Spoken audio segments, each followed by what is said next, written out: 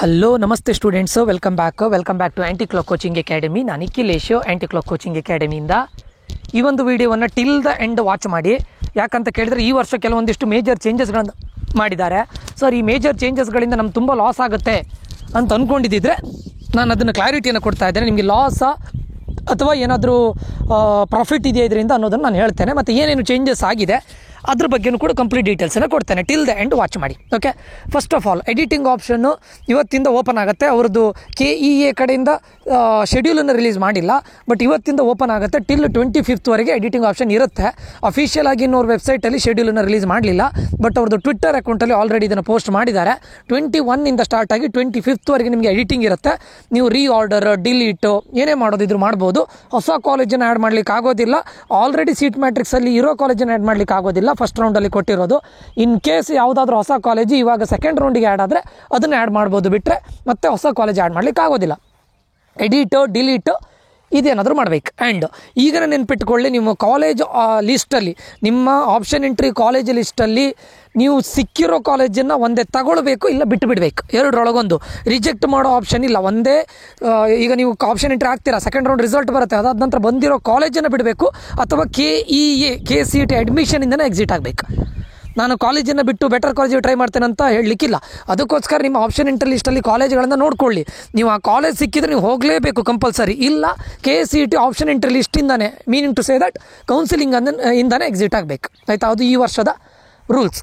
ಮತ್ತೊಂದು, ಯಾರ್ಯಾರು ಕಾಶ್ ಆ್ಯಂಡ್ ಡೆಪಾಸಿಟನ್ನು ಮಾಡಿಲ್ಲ, ಚಾಯ್ಸ್ 2 ಮಾಡಿಕೊಂಡು, ಸರ್ ನನಗೆ ಇಂಜಿನಿಯರಿಂಗ್ ಸೀಟ್ ಆಗಿದೆ, ಬಟ್ ನನ್ನ ಕಾಲೇಜ್ ಲಿಸ್ಟಲ್ಲಿ ಮೆಡಿಕಲ್ ಕಾಲೇಜ್ ಕೂಡ ಇದೆ, ಸೊ ಅವರು ಕಾಶ್ ಆ್ಯಂಡ್ ಡೆಪಾಸಿಟ್ ಇಡ್ಲಿಕ್ಕೆ ಹೇಳಿದ್ದಾರೆ 1 lakh, ಬಟ್ ಅದನ್ನು ಯಾವಾಗ ಮಾಡೋದು ಅಂತ ಕೇಳ್ತಾ ಇದ್ದಿದ್ರಿ. ಸೊ ಈಗ ಎಡಿಟಿಂಗ್ ಆಪ್ಷನ್ ಬಂದಾಗ ಅವರಿಗೆ ಮೇ ಬಿ ಸಪ್ರೇಟ್ ಪೇಮೆಂಟ್ ಲಿಂಕನ್ನೇ ಕೊಡ್ಬೋದು ಅಲ್ಲಿ, ಅಥವಾ ಸಪ್ರೇಟಾಗಿ ಲಿಸ್ಟ್ ಅಲ್ಲೇ ಇಡ್ಬೋದು.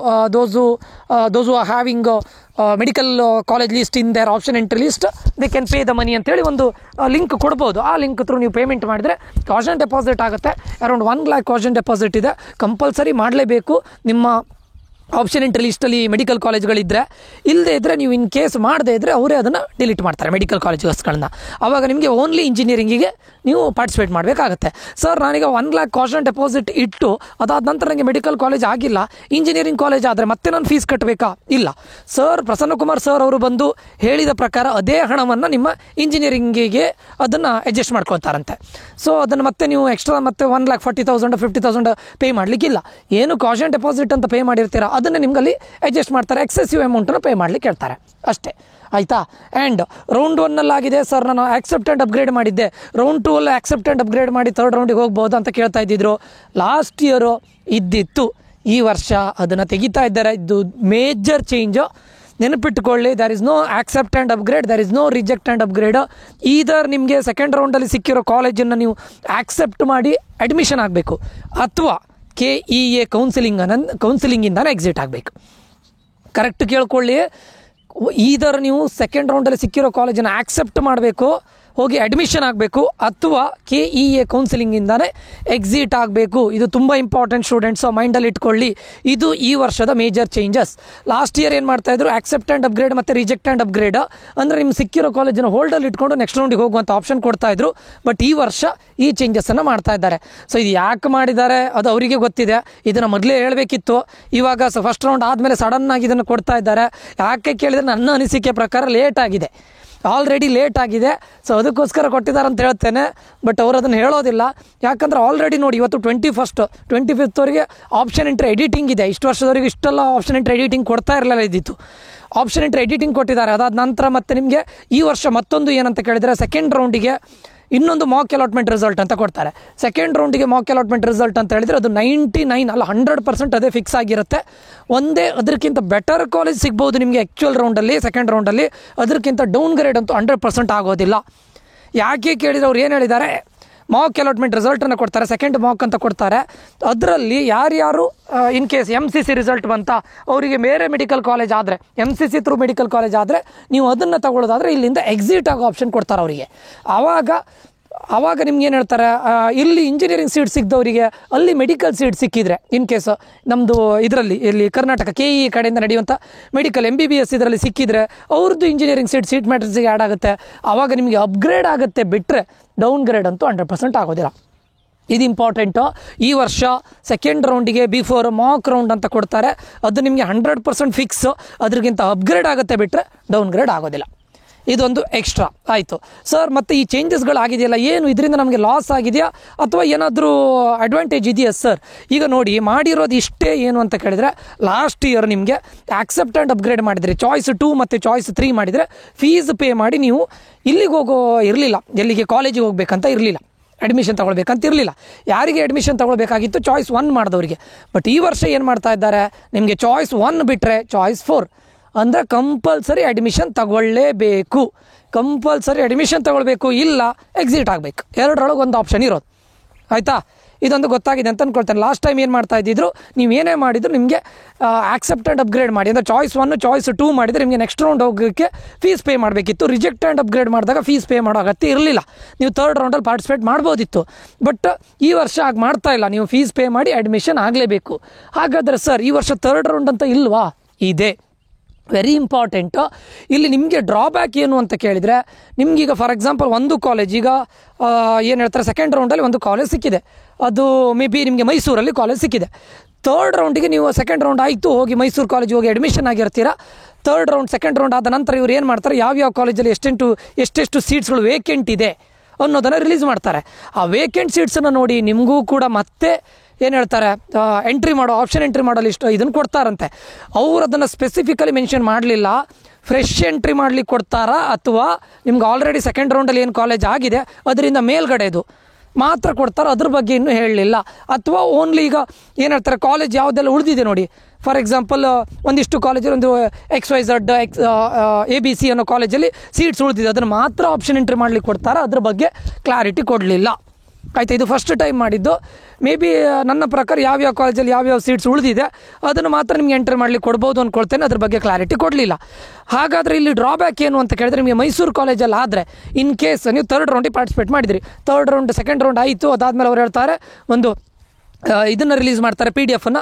ಅದರಲ್ಲಿ ಇಂತಿಂಥ ಕಾಲೇಜಲ್ಲಿ ಇಂತಿಂಥ ಸೀಟ್ಗಳು ಉಳಿದಿದೆ ಅಂತ ಹಾಕ್ತಾರೆ. ಆವಾಗ ನಿಮಗೆ ಬೇಕಾಗಿರೋ ಬೆಂಗಳೂರು ಕಾಲೇಜ್ ಉಳಿದಿದೆ ಅಂತ ಅಂದ್ಕೊಳ್ಳಿ, ನೀವು ಆವಾಗ ಆಪ್ಷನ್ ಎಂಟ್ರಿ ಮಾಡ್ಲಿಕ್ಕೆ ಬಿಡ್ತಾರೆ. ಆಪ್ಷನ್ ಎಂಟ್ರಿ ಮಾಡಿದ ತಕ್ಷಣ ನಿಮ್ಗೆ ಇನ್ ಕೇಸ್ ಆ ಕಾಲೇಜ್ ಆದರೆ ನೀವು ಬೆಂಗಳೂರಿಗೆ ಶಿಫ್ಟ್ ಆಗಬೇಕಾಗತ್ತೆ.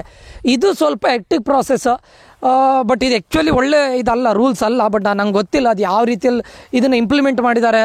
ಇದೆಲ್ಲ ತುಂಬ ಪ್ರಾಬ್ಲಮ್ ಸ್ಟೂಡೆಂಟ್ಸ್. ಯಾಕಂತ ಕೇಳಿದರೆ, ಒಬ್ಬ ಸ್ಟೂಡೆಂಟ್ ಹೋಗ್ತಾನೆ, ಅಡ್ಮಿಷನ್ ಆಗ್ತಾನೆ, ಕೆಲವೊಂದು ಕಾಲೇಜಲ್ಲಿ ಬೇಗ ಸ್ಟಾರ್ಟ್ ಆಗುತ್ತೆ. ಇವ್ರದ್ದು ಥರ್ಡ್ ರೌಂಡ್ ಇದನ್ನು ಲೀಸ್ಟ್ ರಿಲೀಸ್ ಮಾಡೋದ್ರೊಳಗಡೆ ಅಲ್ಲಿ ಕಾಲೇಜ್ ಸ್ಟಾರ್ಟ್ ಆಗಿರುತ್ತೆ ಅಂತ ಅಂದ್ಕೊಳ್ಳಿ. ನೀವು PGಗೆ ಜಾಯ್ನ್ ಆಗಿರ್ತೀರಾ ಅಥವಾ ಹಾಸ್ಟೆಲಿಗೆ ಜಾಯ್ನ್ ಆಗಿರ್ತೀರಾ, ಅದೆಲ್ಲದನ್ನು ಇದು ಮಾಡಿರ್ತೀರಾ.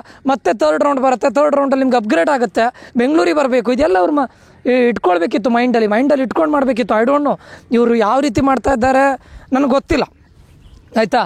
ಸೊ ಹಾಗಾದರೆ ಥರ್ಡ್ ರೌಂಡ್ ಇಲ್ವಾ? ಥರ್ಡ್ ರೌಂಡ್ ಇದೆ, ನೆನಪಿಟ್ಕೊಳ್ಳಿ. ಥರ್ಡ್ ರೌಂಡ್ ಇದೆ. ಯಾವ್ಯಾವ ಕಾಲೇಜಲ್ಲಿ ಯಾವ್ಯಾವ ಸೀಟ್ ಉಳಿದಿದೆ ಅದನ್ನು ರಿಲೀಸ್ ಮಾಡ್ತಾರೆ. ನಿಮ್ಗೆ ಇನ್ ಕೇಸ್ ಆಪ್ಷನ್ ಎಂಟ್ರಿ ಮಾಡಬೇಕು ಅಂತಿದ್ರೆ ಮಾಡ್ಬೋದು. ಇದರಿಂದ ಅವರಿಗೆ ಲಾಭ, KEದವರಿಗೆ ಲಾಭ. ಯಾಕಂದರೆ ಆಲ್ರೆಡಿ ಅಡ್ಮಿಷನ್ ಆಗಿರ್ತಾರೆ ಸ್ಟೂಡೆಂಟ್ಸ್ ಸೆಕೆಂಡ್ ರೌಂಡಲ್ಲಿ. ಒಂದೇ ಅಡ್ಮಿಷನ್ ಆಗಿರ್ತಾರೆ, ಇಲ್ಲ ಎಕ್ಸಿಟ್ ಆಗಿರ್ತಾರೆ. ಅವ್ರಿಗೆ ಏನು ಲಾಸ್ ಆಗೋದಿಲ್ಲ. ಅದಕ್ಕೋಸ್ಕರ 2 ರೌಂಡನ್ನು ಮಾಡ್ತಾ ಇದ್ದಾರೆ. ಇದರಿಂದ KEದವರಿಗೆ ಲಾಭ, ಸ್ಟೂಡೆಂಟ್ಸ್ಗಳಿಗೆ ಲಾಭ ಇಲ್ಲ, ಸ್ಟೂಡೆಂಟ್ಸ್ಗಳಿಗೆ ಲಾಸೇ. ಯಾರಿಗೆ? ಪೇರೆಂಟ್ಸ್ಗಳಿಗೆ ಲಾಸ್. ಯಾಕಂದರೆ ಒಂದು ಕಡೆಯಿಂದ ಇನ್ನೊಂದು ಕಡೆ, ನಾನು ಆಲ್ರೆಡಿ ಹೇಳಿದ್ದೇನೆ, ಕೆಲವೊಂದು ಕಾಲೇಜಲ್ಲಿ ಆಲ್ರೆಡಿ ಕ್ಲಾಸಸ್ಗಳನ್ನು ಸ್ಟಾರ್ಟ್ ಮಾಡಿದ್ದಾರೆ. ಈಗ ಸೆಕೆಂಡ್ ರೌಂಡ್ ರಿಸಲ್ಟ್ ಬಂದ ನಂತರ ನೀವು ಕಾಲೇಜಿಗೆ ಹೋಗಿ ಅಡ್ಮಿಷನ್ ಆಗ್ತೀರಾ, ಅವ್ರು ಹೇಳ್ತಾರೆ ನಮ್ಮ ಕ್ಲಾಸಸ್ ಸ್ಟಾರ್ಟ್ ಆಗಿದೆ ಬನ್ನಿ ಅಂತ ಹೇಳ್ತಾರೆ. ನೀವು PG ಅಥವಾ ನಿಮ್ಮದು ಹಾಸ್ಟೆಲು ಎಲ್ಲದನ್ನೂ ರೆಡಿ ಮಾಡಿ ಇಟ್ಕೊಂಡಿರ್ತೀರ, ಎಲ್ಲದಕ್ಕೂ ಹೋಗ್ತೀರಾ. ಇನ್ನೊಂದು 20 ದಿನದ ನಂತರ ಥರ್ಡ್ ರೌಂಡ್ ಏನೋ ಬರುತ್ತೆ.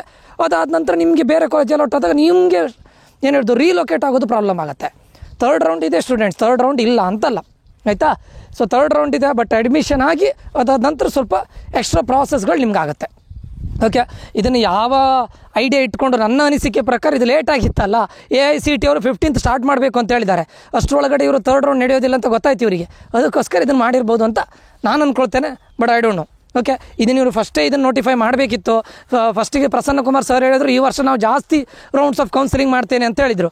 ಇವಾಗ ನೋಡಿದರೆ ಇರೋ ರೌಂಡ್ಸನ್ನೇ ಕಡಿಮೆ ಮಾಡ್ತಾ ಇದ್ದಾರೆ. ಓಕೆ, ಸೊ ನಾನು ಯಾರನ್ನೂ ಬ್ಲೇಮ್ ಮಾಡ್ತಾ ಇಲ್ಲ, ಬಟ್ ಇರೋ ಫ್ಯಾಕ್ಟನ್ನು ನಾನು ಹೇಳ್ತಾ ಇದ್ದೇನೆ ಅಷ್ಟೇ. ಓಕೆ, ಇದಿಷ್ಟು ವಿಷಯಗಳು. ಇವತ್ತಿಂದ ಎಡಿಟಿಂಗ್ ಓಪನ್ ಆಗುತ್ತೆ, 25th ಟೈಮ್ ಇದೆ. ದಯವಿಟ್ಟು ಮಾಡ್ಕೊಳ್ಳಿ. ನಾನು ಎಲ್ಲದಕ್ಕೂ ಕ್ಲಾರಿಟಿ ಕೊಟ್ಟಿದ್ದೇನೆ ಅಂತ ಅಂದ್ಕೊಳ್ತೇನೆ. ಸೆಕೆಂಡ್ ರೌಂಡಲ್ಲಿ ನಿಮಗೆ ಸಿಕ್ಕಿರೋ ಕಾಲೇಜು ನೀವು ಒಂದೇ ಅಡ್ಮಿಷನ್ ಆಗಬೇಕು, ಇಲ್ಲ ಕೌನ್ಸಿಲಿಂಗಿಂದ ಹೊರಗೆ ಹೋಗಬೇಕು. ನಾನು ಇವಾಗಲೇ ಹೇಳ್ತಾ ಇದ್ದೇನೆ, ನೀವು ಒಂದೇ ಅಡ್ಮಿಷನ್ ಆಗಬೇಕು, ಇಲ್ಲ ಕೌನ್ಸಿಲಿಂಗಿಂದ ಹೊರಗೆ ಹೋಗಬೇಕು. ಇಷ್ಟೇ ಆಪ್ಷನ್ ಇರೋದು. ಅದಕ್ಕೋಸ್ಕರ ನಿಮಗೆ ಆಚೆ ಕಡೆ ಕಾಮಿಡಿಕೇಲಿ ಒಳ್ಳೆ ಕಾಲೇಜ್ ಸಿಕ್ಕಿದ್ದು, ಅದೇ ಕಾಲೇಜನ್ನು ಇಲ್ಲಿ ಹಾಕಿ ಒಂದು ಕೌನ್ಸಿಲಿಂಗಿಂದ ಹೊರಗಡೆ ಹೋಗಿ ಅಷ್ಟೇ. ಎರಡರೊಳಗೊಂದು ಇದು ತಗೊಳ್ಳೇಬೇಕು. ನೋಡ್ಕೊಳ್ಳಿ ಆಯಿತಾ. ಆ್ಯಂಡ್ ಇನ್ನೊಂದು ಯಾವುದು ಕಾಮಿಡ್ಕಿದು ನಿಮಗೆ ಸೆಕೆಂಡ್ 2ಗೆ ಇದಾಗುತ್ತೆ ಎಂಡ್ ಆಗುತ್ತೆ. ಸೊ ಇದಿಷ್ಟು ವಿಷಯಗಳು ಸರಿನಾ. ಸೊ ನೀವೀಗ ಮೊದಲೇ ಅರ್ಥ ಮಾಡ್ಕೊಳ್ಳಿ, ನಿಮ್ಮ ಆಪ್ಷನ್ ಎಂಟ್ರಿ ಲಿಸ್ಟಲ್ಲಿ ಯಾವ್ಯಾವ ಕಾಲೇಜ್ ಇದೆ ಅಂತ ನೋಡಿಕೊಂಡು ಮಾಡಿ. ಮತ್ತು ನಿಮಗೆ ಮಾಕ್ ಅಲಾಟ್ಮೆಂಟ್ ರಿಸಲ್ಟ್ ಬಂದಾದಮೇಲೆ ಮತ್ತೆ ಇದಿಲ್ಲ, ಯಾವುದು ಎಡಿಟಿಂಗ್ ಆಪ್ಷನ್ ಇಲ್ಲ. Mock allotment second round mock ಬಂದಾದಮೇಲೆ ಎಡಿಟಿಂಗ್ ಇಲ್ಲ. ದಯವಿಟ್ಟು ಎಡಿಟ್ ಮಾಡೋದಿದ್ದರೆ ಇವತ್ತೇ ಮಾಡ್ಕೊಳ್ಳಿ. 21st 25th ಟೈಮ್ ಇದೆ. ಓಕೆ ಸ್ಟೂಡೆಂಟ್ಸ್, ಇದಿಷ್ಟು ಇದು. ಸರ್ ಥರ್ಡ್ ರೌಂಡ್ ಎಲಿಮಿನೇಟ್ ಆಗಿದೆಯಾ? ಇಲ್ಲ, ಎಲಿಮಿನೇಟ್ ಆಗಿಲ್ಲ, ಥರ್ಡ್ ರೌಂಡ್ ಇದೆ. ಅವ್ರು ಏನು ಹೇಳ್ತಾರೆ, ಪ್ರಸನ್ನ ಕುಮಾರ್ ಸರ್ ಏನು ಹೇಳ್ತಾರೆ, ಥರ್ಡ್ ರೌಂಡಲ್ಲಿ ಏನೊಂದು 2-3% ಜನರಿಗೆ ಮಾತ್ರ ಅಪ್ಗ್ರೇಡ್ ಆಗುತ್ತೆ ಅಂತ ಹೇಳ್ತಾರೆ. ಬಟ್ ನನ್ನ ಅನಿಸಿಕೆ ಪ್ರಕಾರ ಅಪ್ಗ್ರೇಡ್ ಆಗುತ್ತೆ. ತುಂಬ ಸೀಟ್ಸ್ಗಳು ಲಾಸ್ಟ್ ಇಯರ್ ನೀವು ಕಟ್ ಆಫ್ ಹೋಗಿ ಚೆಕ್ ಮಾಡಿ, ಡಬಲ್ ಅಲ್ಲ ಆಗಿದೆ. ಸೆಕೆಂಡ್ ರೌಂಡಿಂದ ಥರ್ಡ್ ರೌಂಡಿಗೆ ಡಬಲ್ ಅಲ್ಲ ಆಗಿದೆ. ಬಟ್ ಈ ವರ್ಷ ಆ ಥರ ಆಗುತ್ತಿಲ್ಲೋ ಗೊತ್ತಿಲ್ಲ. ಬಟ್ ಲಾಸ್ಟ್ ಇಯರ್ ಡಬಲ್ಲು ಆಗಿದೆ. ಎಷ್ಟೋ ಜನರಿಗೆ ಅನ್ಎಕ್ಸ್ಪೆಕ್ಟೆಡ್ ಕಾಲೇಜ್ ಥರ್ಡ್ ರೌಂಡಲ್ಲೇ ಸಿಕ್ಕಿದೆ.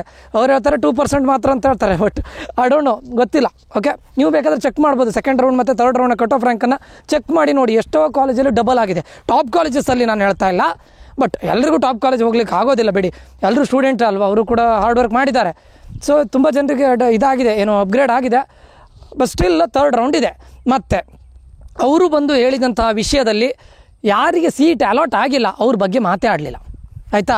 ಈಗ ಯಾರ್ಯಾರಿಗೆ ಫಸ್ಟ್ ರೌಂಡಲ್ಲಿ ಸೀಟ್ ಅಲಾಟ್ ಆಗಿಲ್ಲ ಅವರು ನೀವು ಲಾಗಿನ್ ಆದಾಗ ನಿಮಗೆ ಕೇಳುತ್ತೆ, ನಿಮಗೆ ಎಗ್ರಿ ಕೊಟ್ಟರೆ ಮಾತ್ರ ನಿಮ್ಮನ್ನು ನೆಕ್ಸ್ಟ್ ರೌಂಡಿಗೆ ಪಾರ್ಟಿಸಿಪೇಟ್ ಮಾಡುತ್ತೆ. ನಿಮ್ಮ ಆಪ್ಷನ್ ಎಂಟ್ರಿ ಲಿಸ್ಟನ್ನು ಅದು ಶೋ ಮಾಡುತ್ತೆ.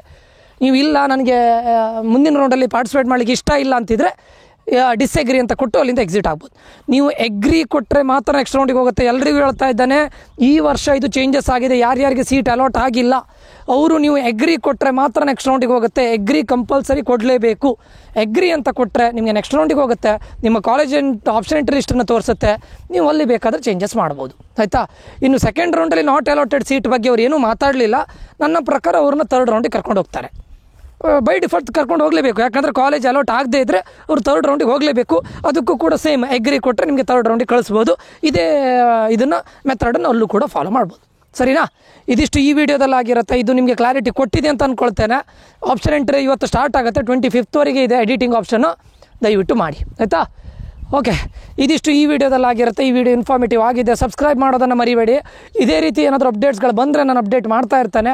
ಆ ಅಪ್ಡೇಟ್ ನಿಮಗೆ ಆನ್ ಟೈಮ್ ಸಿಗಬೇಕು ಅಂತಿದ್ರೆ ಸಬ್ಸ್ಕ್ರೈಬ್ ಮಾಡಿ, ಶೇರ್ ಮಾಡಿ. ಏನಾದರೂ ಡೌಟ್ ಇದ್ದರೆ ಈ ವಿಡಿಯೋದು ಕಮೆಂಟ್ ಬಾಕ್ಸಲ್ಲಿ ಕಮೆಂಟ್ ಮಾಡಿ ಅಂತ ಹೇಳ್ತಾ ಇಲ್ಲಿಗೆ ಈ ವಿಡಿಯೋ ಎಂಡ್ ಮಾಡ್ತಾ ಇದ್ದಾನೆ. ನಾನು ನಿಖಿಲೇಶ್ ಸೈನ್ ಆಫ್ ಆಗ್ತಾ ಇದ್ದೇನೆ. Until that, love you all, bye, take care students.